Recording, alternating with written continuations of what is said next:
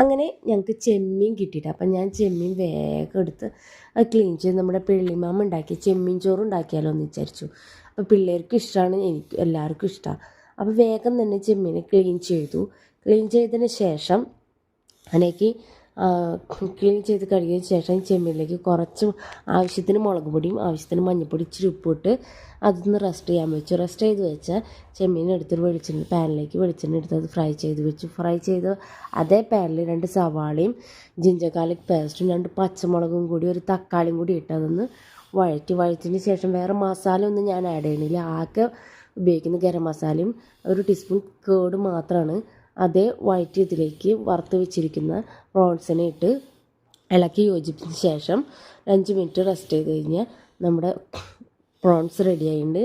അടുത്ത പാൻ എടുത്ത് നമ്മുടെ ചോറിന് വേണ്ടിയുള്ള സവാള 2 സ്ലൈസ്ഡ് ആയിട്ട് അരിഞ്ഞ് അത് ബ്രൗൺ കളർ ആകുന്നവരെ കോരി മാറ്റി വെച്ച ശേഷം കശുവണ്ടി മുന്തിരിയാണ് ഇടേണ്ടത്. അതായത് ഇത് വറുത്ത് കോരി മാറ്റി വെച്ചു. കശുവണ്ടി ഇട്ടിട്ടുണ്ടായിരുന്നു, പക്ഷെ അത് ആക്ച്വലി അത് വീഡിയോ എടുക്കാൻ പറ്റിയില്ല കേട്ടോ. ദെൻ അതിലേക്ക് അതേ പാനിൽ തന്നെ സ്പൈസസ് ആഡ് ചെയ്യാം. പട്ട, ഗ്രാമ്പു, ഏലക്ക എന്നിവയെല്ലാം ഇട്ട് അതിൻ്റെ അതിലേക്ക് ആവശ്യത്തിന് നെയ്യ് 2 ടേബിൾ സ്പൂൺ നെയ്യും കൂടി ഇട്ട ശേഷം ഞാനിവിടെ ചെറിയ കഷ്ണം ഇഞ്ചിയും 2 വെളുത്തുള്ളിയും 1 പച്ചമുളകും കൂടി ആഡ് ചെയ്യുന്നത്.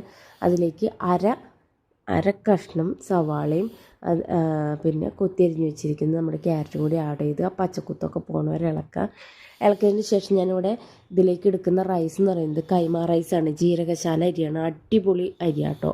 അത് ഒരു 20 മിനിറ്റ് കുതിർത്താൻ വെച്ചിട്ടുണ്ടായിരുന്നു. അത് ഊറ്റി മാറ്റി വെച്ചിട്ടുണ്ടായിരുന്നു. അത് ഇതിലേക്ക് പച്ചക്കുത്തൊക്കെ പോകുമ്പോൾ ഇതിലേക്ക് ഇട്ടൊന്ന് ഇളക്കി അതിൻ്റെ വെള്ളത്തിൻ്റെ ഇതൊക്കെ പോയി കഴിയുമ്പോൾ അതിലേക്ക് ഈ അരിഞ്ഞ 2 കപ്പ് എടുത്ത് 2 കപ്പ് അരിക്ക് 4 ഗ്ലാസ് വെള്ളമായിട്ട് എടുക്കേണ്ടത്.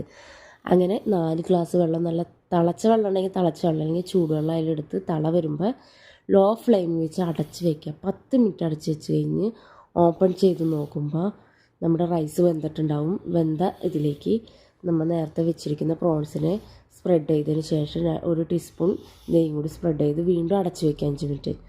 അതിന് ശേഷം 10 മിനിറ്റ് കഴിയുമ്പോൾ തുറന്ന് ഓപ്പൺ ചെയ്ത് നോക്കിക്കഴിഞ്ഞാൽ അടിപൊളി നമ്മുടെ ചെമ്മീൻ ചോറ് റെഡി ആയിട്ടുണ്ടാവും.